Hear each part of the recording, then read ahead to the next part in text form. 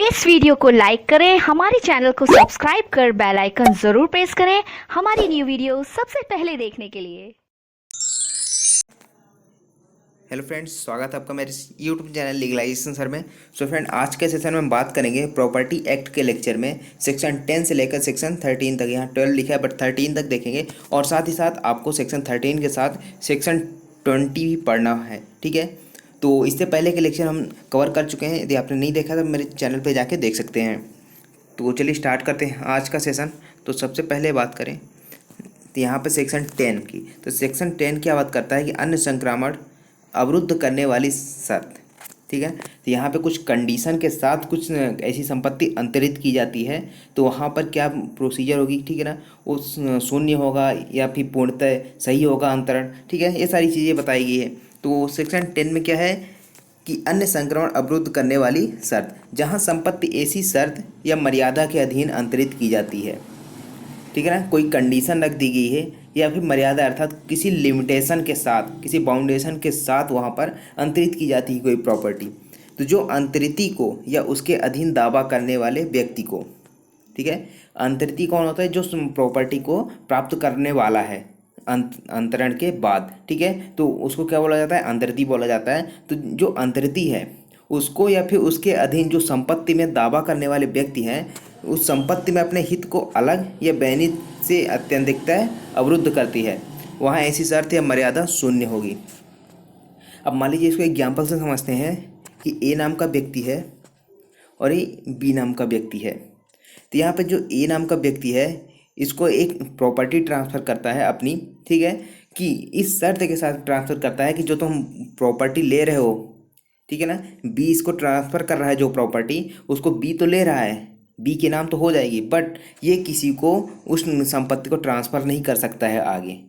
ठीक है, तो ऐसी शर्त जो रखी गई है वो कैसी होगी, वो शून्य हो जाएगी। यहाँ पर जो अंतरण किया गया है प्रॉपर्टी का, वो तो वैध है, ठीक है ना, वैलिड है, बट यहाँ पर जो शर्त बताई गई है, ठीक है, जो कंडीशन रखी गई है कि जो ये तो संपत्ति है उसको तुम बेच नहीं सकते हो आगे किसी को, या फिर इसके अधीन जो संपत्ति का, यदि मान लीजिए इसका कोई विधिक प्रतिनिधि है, वो भी अगर उस संपत्ति को प्राप्त करता है तो वो भी उस संपत्ति को बेच नहीं सकता है, किसी अन्य को नहीं दे सकता है। ऐसी शर्त ए के द्वारा रखी जा रही है। तो यहाँ पर ये जो शर्त है वो शून्य मानी जाएगी। तो यहाँ पर क्या है कि जो अंतरण किया गया है, जो ट्रांसफ़र किया गया है संपत्ति का, वो तो वैलिड रहेगा, बट यहाँ पे जो कंडीशन बताई गई है, जो कंडीशन लगा दी गई है, वो क्या हो जाएगी, शून्य हो जाएगी, वॉइड हो जाएगी। लेकिन यहाँ पे कुछ एक्सेप्शन बताए गए हैं, अपवाद बताए गए हैं। तो अपवाद क्या है, ए से पट्टे की दशा में जिसमें कि वह शर्त पट्टाकर्ता या उसके अधीन दावेदारों के फायदे के लिए हो। ठीक है, तो यदि मान लीजिए कोई संपत्ति पट्टे पर दी गई है, तब वहाँ पर ऐसी कुछ कंडीशन लगा दी गई, जो ऊपर हमने अभी कंडीशन पढ़ा। ठीक है, तो यदि ऐसी कोई कंडीशन लगा दी जाती है पट्टे की दशा में, जो पट्टा करता था, जो पट्टा करने वाला व्यक्ति है, उसके फायदे के लिए हो, तो वहाँ पर ऐसी शर्त वैध होगी, वैलिड होगी ऐसी शर्त। ठीक है, परंतु संपत्ति किसी स्त्री को जो हिंदू, मुस्लिम या बौद्ध नहीं है, यहाँ पे इंपॉर्टेंट पॉइंट्स क्या है, ऐसी स्त्री को संपत्ति अंतरित की जा रही है जो ना तो हिंदू है, ना ही मुस्लिम है और ना ही बौद्ध है। तो ऐसी स्त्री को उसके फायदे के लिए इस प्रकार से अंतरित की जा सकेगी, उसे विवाहित स्थिति के दौरान या उनमें से अपने फायदा प्रथित को अंतरित या भारित करने की शक्ति नहीं होगी। ठीक है, तो अब यहाँ पे जो परंतु बताया गया है, प्रोवाइजो बता दिया गया है कि यदि किसी ऐसी स्त्री को संपत्ति अंतरित की जाती है जो ना तो हिंदू है, ना ही मुस्लिम है और ना ही बौद्ध है, तो वहाँ पर उसके फायदे के लिए यदि ऐसी भूमि अंतरित की जाती है, या फिर ऐसी कोई संपत्ति है जंगम या स्थावर संपत्ति, उसको अंतरित किया जाता है, तो वहाँ पर ऐसी कंडीशन रखी जा सकती है कि उसकी विवाहित स्थिति के दौरान, जब वह विवाहित है उस टाइम पे वह अपने फायदाप्रद हित को, अर्थात जो उस संपत्ति से हित प्राप्त कर रही है वह स्त्री, उसको अंतरित नहीं कर सकती, ना ही उसको भारित कर सकती। भारित का मतलब कि यदि मान लीजिए जो स्त्री है उसको प्रॉपर्टी दी गई है, ठीक है, 5 लाख रुपए की, अब वो क्या क्या करती है स्त्री कि 5 लाख रुपए की जो प्रॉपर्टी उसने प्राप्त किया है वो किसी अन्य व्यक्ति को दे देती है, उसके बिहाफ पे वो लोन ले लेती है। तो यहाँ पर ऐसा नहीं कर सकती है स्त्री। ठीक है ना, यहाँ पर ये इसके लिए शर्त रखी जा सकती है, बट यहाँ पर कंडीशन है कि जो स्त्री है जिसके फेवर में वो संपत्ति ट्रांसफ़र की जा रही है वो ना तो हिंदू होनी चाहिए, ना ही मुस्लिम, ना ही बौद्ध होनी चाहिए, तभी ये उस पर अप्लाई होगा। तो यहाँ पर भी सेम कंडीशन है कि शर्त तो ठीक है, शर्त और अंतरण दोनों वैध हैं। सॉरी, यहाँ पे जो शर्त लगाई गई है, कंडीशन लगाई गई है, और जो यहाँ पे अंतरण किया गया है संपत्ति का, वो दोनों वैलिड रहेंगे। अब यहाँ पे एक एग्जाम्पल दिया गया है कि ए अपनी संपत्ति बा को इस शर्त पर अंतरित करता है कि वह उस संपत्ति को किसी को भी अंतरित या बेनित नहीं कर सकते। सेम जो हमने स्टार्टिंग में एग्जाम्पल देखा था वही चीज़ यहाँ पे है कि यदि मान लीजिए ए ने बी को संपत्ति अंतरित की और इस शर्त के साथ अंतरित करता है कि वह जो संपत्ति उसने प्राप्त किया है अंतरित अर्थात बी ने, तो वह क्या नहीं कर सकता, ना ही उस संपत्ति को बेच सकता है, अंतरित कर सकता है, ना ही उसको डिस्पोज अर्थात बेनित कर सकता है। तो यहाँ पर ऐसी शर्त क्या है, शून्य हो जाएगी, लेकिन अंतरण वहाँ पर वैलिड रहेगा। यह है आपका सेक्शन 10। आई होप आपको ये समझ में आया होगा। उसके बाद हम बात करें सेक्शन 11 की। तो यहाँ पर आपके लिए एक होमवर्क है कि जो प्रॉपर्टी एक्ट है वो कब लागू हुआ था और इस पर हस्ताक्षर कब हुए थे, उसकी डेट आप मुझे कमेंट बॉक्स में कमेंट करके बताएंगे, ठीक है। तो यहाँ पे बात करें सेक्शन 11 की।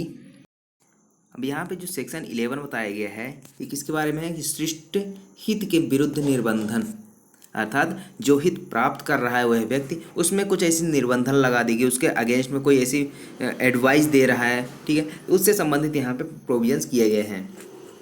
तो चलिए देख लेते हैं बैरक में कि जहाँ की संपत्ति के अंतरण पर उस संपत्ति में किसी व्यक्ति के पक्ष में हित पूर्णतः सृष्ट किया जाता हो, ठीक है। मान लीजिए ए है और बी, अभी ए नाम का व्यक्ति क्या कर रहा है, इस पर प्रॉपर्टी ट्रांसफ़र कर रहा है, अपनी प्रॉपर्टी बी को ट्रांसफ़र कर रहा है, ठीक है ना, और पूर्णतः ट्रांसफ़र कर रहा है, ठीक है ना। जो भी हित है उसका ए का उस संपत्ति में, वो पूरा हित किसको ट्रांसफ़र कर रहा है, बी के नाम के व्यक्ति को ट्रांसफ़र कर रहा है। किंतु वहाँ पर अंतरण के साथ यह निर्देश करते हों कि वह ऐसे हित का किसी विशिष्ट रीति या उपयोग या उपभोग करे, अर्थात यहाँ पे एक एडवाइस के साथ उसको अंतरित कर रहा है। ए जो है वो बी को क्या कर रहा है, एक एडवाइस दे रहा है। तो वहाँ पर ऐसे हित को ऐसे प्राप्त और बेनित करने का हकदार होगा मानो ऐसा निर्देश था ही नहीं, ठीक है। तो मान लीजिए जो ए नाम का व्यक्ति था और ये बी नाम का व्यक्ति है, ए ने कुछ अपनी संपत्ति बी को ट्रांसफ़र करता है, ठीक है ना, पूर्णतः अपना जो भी हित है उस संपत्ति पर बी को ट्रांसफ़र कर देता है। बट यहाँ पर ए जो है एक एडवाइस देता है बी को कि जो संपत्ति उसने प्राप्त किया है उसको किसी विशिष्ट रीति से उपयोग करे, ठीक है, या फिर उसका जो उपभोग करने वाला है, कंज्यूम करने वाला है उस प्रॉपर्टी को विशिष्ट रीति से उसको अपनाए, ठीक है ना। तो यहाँ पे क्या है, एग्जाम्पल देखते हैं कि ए अपनी संपत्ति बी को यह कहते हुए अंतरित करता है कि बी उस संपत्ति में केवल गन्ने उगाए तो अच्छा मुनाफा होगा।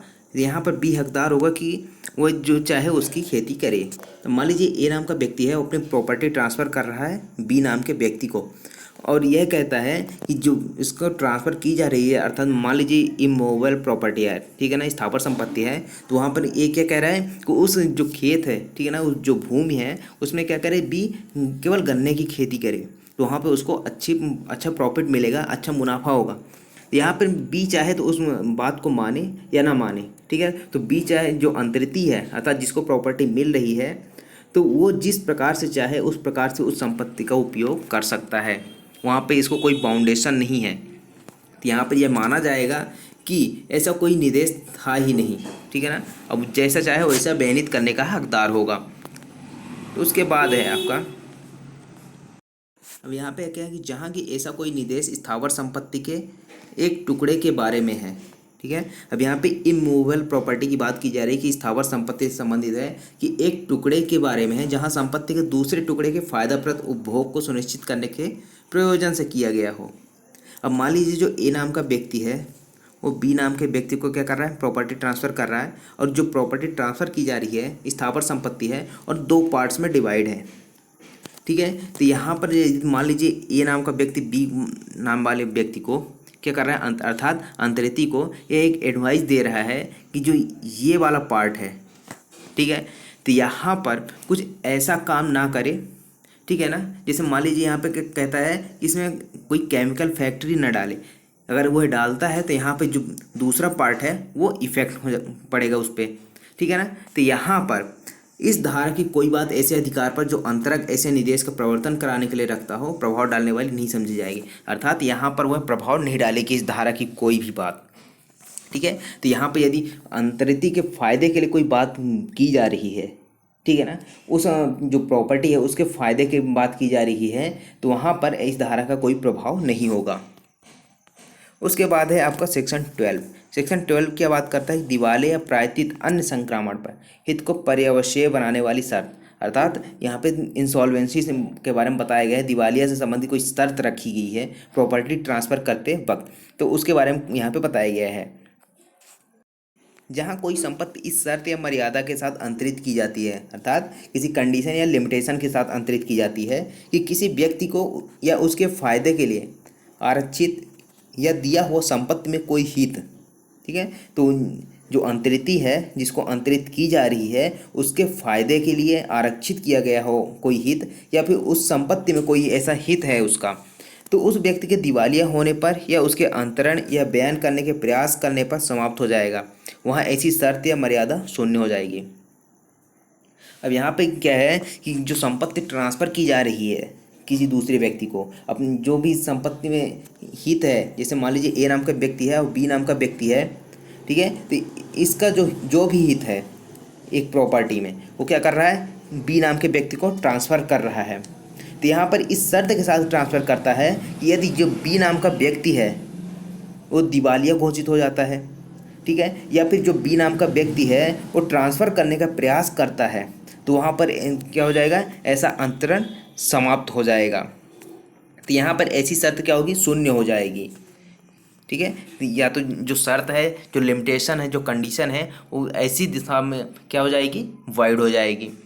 अर्थात शर्त यदि ऐसी है जिससे संपत्ति वापस अंतरक के पास आ जाएगी, ठीक है। तो इस धारा के अंतर्गत क्या शर्त रखी जा रही है कि यदि जो व्यक्ति है अंतरिति है, यदि वह दिवालिया घोषित हो जाता है या फिर संपत्ति को ट्रांसफ़र करने का बेनियत करने का प्रयास करता है, तो वह संपत्ति जो अंतरित की गई थी वो किसके पास आ जाएगी, वापस अंतरक के पास आ जाएगी। तो ऐसी शर्त क्या हो जाएगी, शून्य हो जाएगी। परंतु इस धारा की कोई बात पट्टे के किसी शर्त को लागू नहीं होगी, ठीक है। तो यहाँ पर क्या बता दिया है, जो पट्टा किया जाता है तो वहाँ पर ऐसी शर्त लागू, अर्थात इस धारा की कोई बात लागू नहीं होगी, ऐसी शर्त वहाँ पर रखी जा सकती है पट्टे से संबंधित। उसके बाद आता है आपका सेक्शन 13। सेक्शन 13 क्या बात करता है, आज़ाद व्यक्ति के फायदे के लिए अंतरण। अब आज़ाद व्यक्ति कौन होता है, तो आज़ाद व्यक्ति वह व्यक्ति होता है जिसका जन्म अभी तक हुआ ही नहीं, दुनिया में आया ही नहीं। तो वहाँ पर हमने क्या पढ़ा था, सेक्शन 5 में हमने पढ़ा था, ठीक है ना, कहाँ पे, सेक्शन 5 में, कि जो ट्रांसफ़र की जाती है संपत्ति वो जीवित व्यक्ति द्वारा किसी अन्य जीवित व्यक्ति को ही ट्रांसफ़र की जाती है। लेकिन यहाँ पे क्या है कि आज़ाद व्यक्ति है, ठीक है ना, जिसका जन्म ही नहीं हुआ तो जीवित कैसे हुआ। तो यहाँ पर एक एक्सेप्शन बता दिया गया है सेक्शन 5 का, ठीक है ना। इसके साथ आपको पढ़ना है सेक्शन 20। तो यहाँ पे संपत्ति अंतरण की धारा 5 ये उपबंधित करती है कि संपत्ति का अंतरण जीवित व्यक्ति द्वारा अन्य जीवित व्यक्ति को ही किया जाना चाहिए, ठीक है ना। हमने सेक्शन 5 में पढ़ा था कि जो संपत्ति का अंतरण किया जाता है वो किसी अलाइव व्यक्ति द्वारा, अर्थात जीवित व्यक्ति के द्वारा अन्य जीवित व्यक्ति को ही किया जाना चाहिए। परंतु यहाँ पे जो सेक्शन 13 बताया गया है वो सेक्शन 5 का एक एक्सेप्शन के रूप में है, अपवाद के रूप में है। तो अब बात करते हैं सेक्शन 13 की। तो सेक्शन 13 के अनुसार क्या बात किया जा रहा है कि संपत्ति का अंतरण अजन्मे व्यक्ति के पक्ष में उसके फायदे के लिए किया जा सकता है, ठीक है। जहाँ पर सेक्शन 5 में बोला जा रहा था कि जीवित व्यक्ति को किया जाता है अंतरित, लेकिन यहाँ पे क्या बोला जा रहा है, अजन्मे व्यक्ति के पक्ष में भी किया जा सकता है वहाँ पे ट्रांसफ़र, ठीक है, उसके फायदे के लिए, जो जिसका जन्म भी नहीं हुआ उसके फायदे की बात यहाँ पे की जा रही है। परंतु निम्न शर्तों को पूरा करना होगा। यहाँ पे कुछ शर्तें बताई है, ठीक है ना, जिसको फुलफिल करना जरूरी होगा यदि अजन्मे व्यक्ति के पक्ष में ऐसा किया जा रहा है अंतरण। तो अंतिम अंतरिति के पूर्व व्यक्ति को आजीवन हित का सृजन होना चाहिए और अंतिम अंतरिति के पक्ष में श्रेष्ठ हित का सृजन होना चाहिए। दैट मीन्स यदि अजन्मे व्यक्ति को, ठीक है ना, किसी ऐसा व्यक्ति, कोई ऐसा व्यक्ति है जो जिसका जन्म भी नहीं हुआ है और उसको ट्रांसफ़र करनी है प्रॉपर्टी, तो वहाँ पे क्या करना पड़ेगा, उससे पहले किसी अन्य व्यक्ति को, ऐसे व्यक्ति को ट्रांसफ़र करनी होगी प्रॉपर्टी जो एग्जिस्ट करता है, ठीक है ना, जो उस टाइम पे प्रेजेंट हो। तो वहाँ पर उस अंतरिति के पूर्व किसी ऐसे व्यक्ति को आजीवन हित का सृजन करना होगा, ठीक है ना। तो यहाँ पे मान लीजिए ए नाम का जो व्यक्ति है वो क्या कर रहा है, बी नाम के व्यक्ति अर्थात जिसका जन्म ही नहीं हुआ उसके पक्ष में क्या करना चाहता है, अंतरण। तो यहाँ पर इसके पहले किसी अन्य व्यक्ति को, मान लीजिए सी नाम का व्यक्ति है, यहाँ पे इसको ट्रांसफ़र करनी होगी प्रॉपर्टी, ठीक है, सबसे पहले। तो यहाँ पर इसके आजीवन हित का यहाँ पे सृजन होना चाहिए, अर्थात यदि बी का जन्म हुआ लेकिन कुछ भी हो गया, मर गया, कुछ भी हो गया, ठीक है, तो वहाँ पर इसको आजीवन हित उस प्रॉपर्टी में होना चाहिए। उसके बाद ये क्या करेगा, इसको ट्रांसफ़र कर देगा। इसके जन्म होने के बाद जब 18 वर्ष का हो जाएगा, मेजर हो जाएगा, तो वहाँ पर ट्रांसफ़र की जाएगी। तो ये चीज़ है कि अजन्मे व्यक्ति के पक्ष में भी ट्रांसफ़र किया जा सकता है। उसके बाद आता है आपका सेक्शन 20। सेक्शन 20 क्या बात करता है कि आज़ाद व्यक्ति के अपने फ़ायदे के लिए किया गया अंतरण कब निहित हित अर्जित करता है। अभी तो हमने देखा जो सेक्शन 13 हमने पढ़ा वहाँ पे उसके पक्ष में ट्रांसफ़र किया जा रहा था। अब यहाँ पे बताया गया है कि जो आज़ाद व्यक्ति है यदि उसका जन्म हो जाता है, ठीक है, तो उस प्रॉपर्टी में अपना हित कब अर्जित कर सकता है, ठीक है ना। उस जो प्रॉपर्टी है उसका फ़ायदा कब प्राप्त कर सकता है वो।